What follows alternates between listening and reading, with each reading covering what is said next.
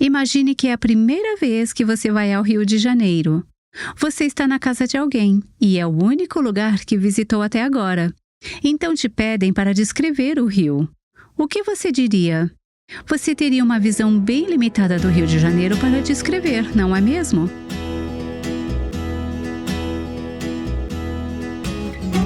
Este é o Aviva Nossos Corações, com Nancy DeMoss Wogemuth, na voz de Renata Santos. O apóstolo Paulo se refere ao estado de solteiro como um dom. Isso pode parecer estranho para a nossa perspectiva natural. Hoje, Nancy começará a desvendar os ensinamentos de Paulo enquanto ela continua a série escolhida para ele. Gostaríamos de lembrar que a Nancy gravou esse podcast em 2002, quando ela ainda era solteira. Deus permitiu que ela se casasse aos 53 anos de idade com Robert Wogemuth. Para conhecer mais sobre essa linda história, acesse www.avivanossoscoracóis.com e assista ao vídeo chamado Graça Inesperada. Temos o link aqui na transcrição. Aqui está a Nancy. Bem, você poderia me contar sobre a única parte do Rio de Janeiro que você já viu? Você diria... Tem paredes que são uma espécie de... De que cor são essas paredes? Meio cinza. Tem janelas na parte inferior. Há luzes no teto. Você me descreveria o que conhece do Rio de Janeiro. E isso seria uma parte do Rio. Mas seria uma parte muito limitada. Seria apenas o seu quarto. Agora, suponha que eu dissesse a você... Não, o Rio de Janeiro oferece muito mais para você conhecer. Ele é conhecido mundialmente como uma das cidades mais bonitas do mundo. Você precisa sair e explorá-la. Você precisa pegar um carro e começar a dirigir pela cidade. Enquanto dirige, você começará a descobrir lugares completamente novos. Daqui, leva por volta de 1 hora para você chegar na zona sul da cidade. Lá, você poderá visitar o Pão de Açúcar e então poderá dizer: agora sim eu sei como é o Rio de Janeiro. De fato, é muito belo. Então, começaria a descrever o que você viu. Mas sua perspectiva da cidade ainda continuaria limitada se você dirigiu apenas 1 hora e conheceu somente o Pão de Açúcar. O Rio de Janeiro tem ainda mais belezas a serem vistas. É um lugar lindo, por seu conjunto de praias e montanhas, tudo dentro de uma cidade. Se você quer ter uma visão mais completa de tudo isso, o que precisa fazer? Precisa ir a um local bem alto para ter uma perspectiva mais ampla. Um dos melhores locais para apreciar a beleza da cidade toda é o Corcovado, onde está a estátua do Cristo Redentor. Lá de cima, você poderá ter uma visão ampla, onde conseguirá apreciar de fato suas belezas, pois o Rio de Janeiro é reconhecido mundialmente por suas maravilhas. Eu passei a acreditar que a maior parte da frustração das mulheres solteiras, e deixe-me dizer, a maior parte da frustração de algumas mulheres casadas, vem de uma perspectiva limitada. O que precisamos fazer é ir mais alto, enxergar as coisas de um ponto de vista mais alto do que de nossas perspectivas limitadas, ver as coisas como Deus as vê. No Velho Testamento, Deus disse ao seu povo através de Isaías: diga ao meu povo que meus caminhos são diferentes dos caminhos deles, que assim como os céus estão muito acima da terra, tão distantes, tão altos, tão diferentes, assim são os meus caminhos em relação aos seus caminhos. Isaías 55, 8-9, parafraseado. A perspectiva de Deus é muito diferente da nossa. Então, invariavelmente, quando queremos ter uma perspectiva sobre a vida, vamos para um desses dois lugares. Ou vamos para o mundo e descobrimos qual é a sua perspectiva, E foi assim que todas nós crescemos, ouvindo e sendo expostas à perspectiva do mundo? Ou vamos para este livro, vamos para a palavra de Deus e dizemos: Deus, eleva-me acima da perspectiva limitada deste mundo e ajuda-me a enxergar a vida. Ajude-me a ver a minha vida como uma mulher solteira do teu ponto de vista. Agora, eu acho que não existe nenhum outro capítulo na Bíblia que nos dê uma perspectiva mais ampla de casamento e solteirice do que 1 Coríntios, capítulo 7. Então, se vocês estão com suas Bíblias, vou pedir para abri-las. Nós não vamos entrar em muitos detalhes dessa passagem, mas quero dar uma visão geral da perspectiva divina, uma perspectiva mais alta do que aquela que talvez tivéssemos sobre casamento e solteirice. O contexto aqui é que os cristãos de Corinto tinham escrito uma carta para o apóstolo Paulo. Eles fizeram algumas perguntas práticas acerca de diferentes aspectos da vida. Uma das perguntas era sobre casamento e solteirice. Eles estavam vivendo em uma cultura muito pagã. Divórcio e novo casamento eram extremamente comuns. Naqueles dias não era difícil alguém ter se casado 20 vezes. Muitas dessas pessoas que tinham se casado, divorciado, casado novamente, divorciado, casado novamente, tinham se tornado cristãs. E algumas delas estavam casadas com não cristãos. E eles estavam se perguntando: agora que eu sou um cristão, o que devo fazer? Eu deveria me divorciar porque talvez a solteirice seja mais espiritual? Ou deveria continuar casado? Se eu sou solteiro e o casamento é mais espiritual, deveria me casar? Aparentemente, escreveram a Paulo fazendo esse tipo de perguntas. De fato, não temos as cartas que eles escreveram, mas temos as cartas que Paulo escreveu respondendo às suas perguntas. Pulamos então para o capítulo 7, onde Paulo diz, no versículo 1: quanto aos assuntos sobre os quais vocês escreveram. E ele passa a falar sobre questões de casamento, divórcio, novo casamento e solteirice. Ele começa a falar sobre casamento nos 6 primeiros versículos e depois continua nos versículos 10 a 16. Nós não vamos entrar em detalhes sobre aquela passagem, mas eu quero dar a vocês uma visão geral.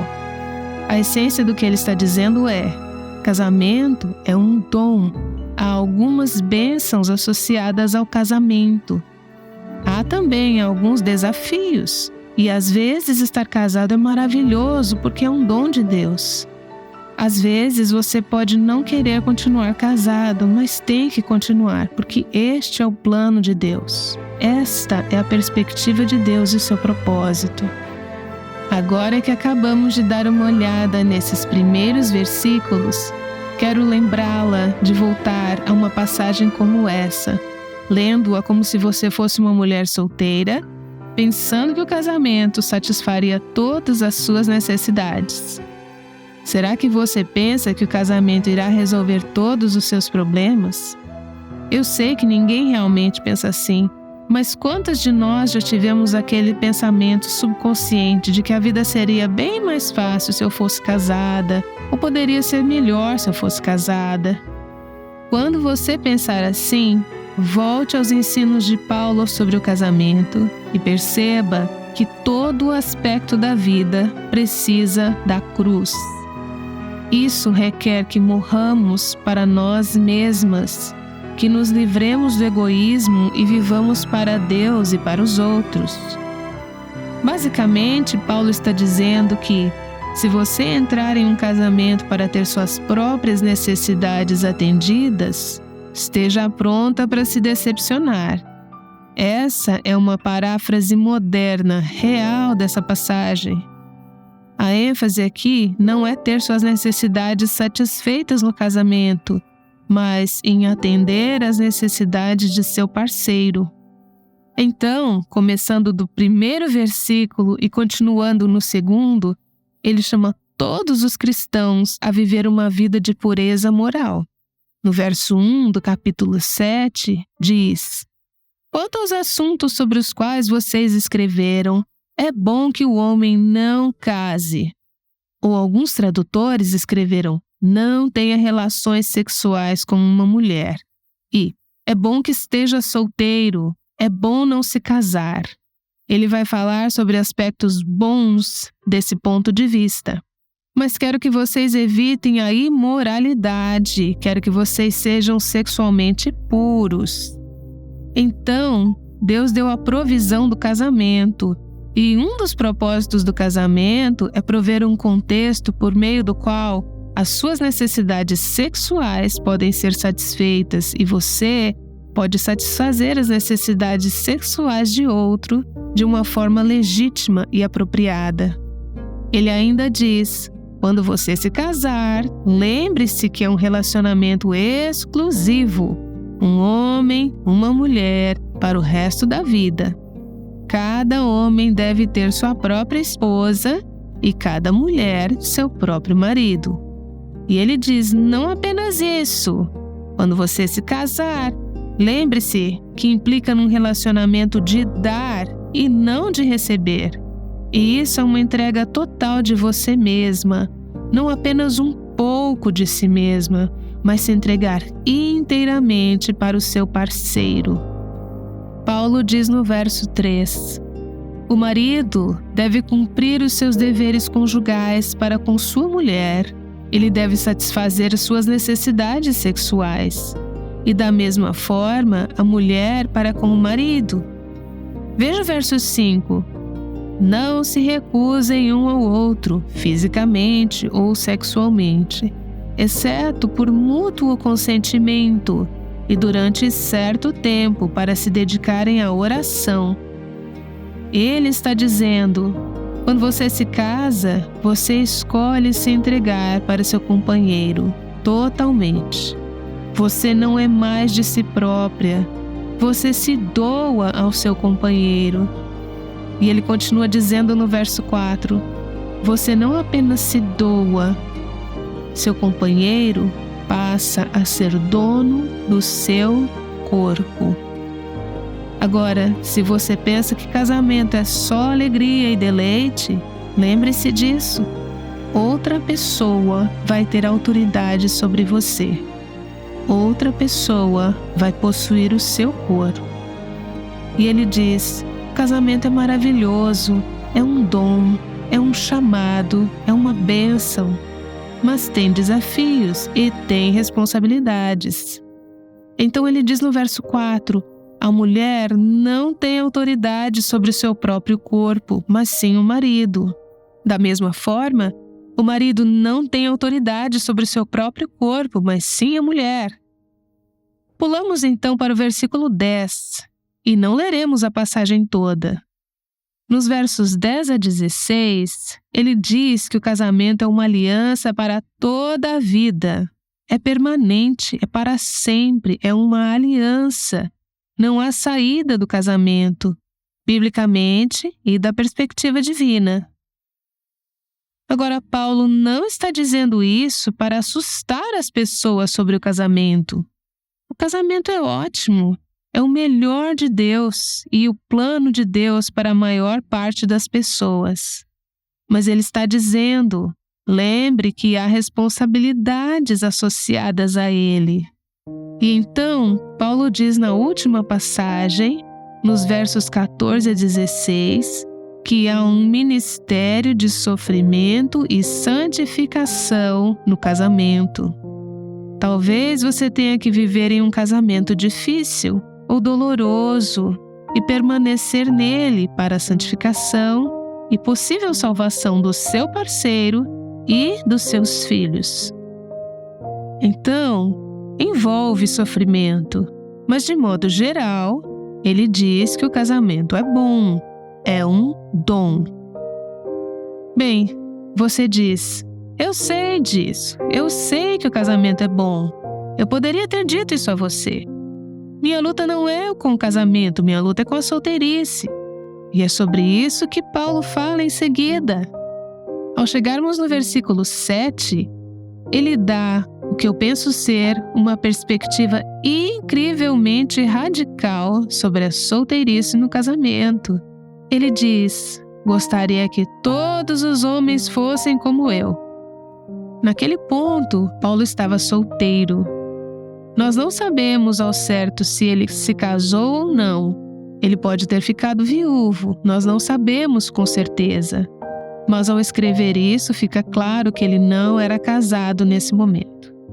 E ele diz: gostaria que todos os homens fossem como eu, solteiros, mas Deus dá a cada um o seu próprio dom. Uns têm esse dom, o dom do casamento, e outros têm aquele dom, o dom da solteirice. A palavra que Paulo usa é carisma, que é a mesma palavra para dom. Significa o dom da graça. Essa palavra significa um benefício não merecido de Deus. Você já tinha percebido que o casamento é um dom da graça divina? É um favor imerecido ou benefício de Deus? Você diz: eu sabia disso. Mas você percebeu também que, de acordo com este versículo, Paulo diz que a solteirice é um carisma, é um dom gratuito, é um benefício imerecido de Deus. Você vê, dentro da vontade de Deus, o casamento é um dom. E dentro da vontade de Deus, a solteirice é um dom. Ambos são bons dons se você os receber de Deus.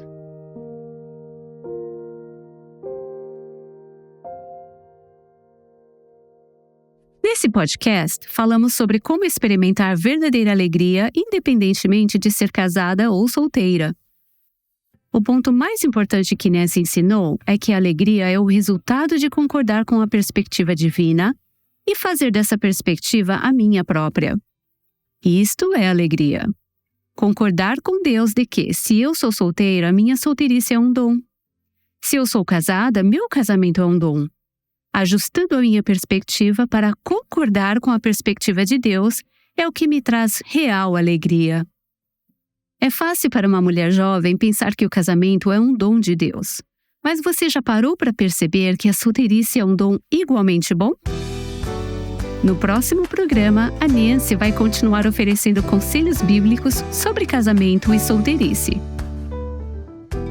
Durante esta série, gostaríamos de oferecer o recurso Escolhidas para Ele, que nossa equipe preparou com muito carinho para que você possa se aprofundar neste tópico. Ao fazer uma doação de qualquer valor, enviaremos o PDF do livreto por e-mail. Após sua doação, envie o comprovante por e-mail para contato@avivanossoscoracóis.com e solicite o livreto Escolhidas para Ele.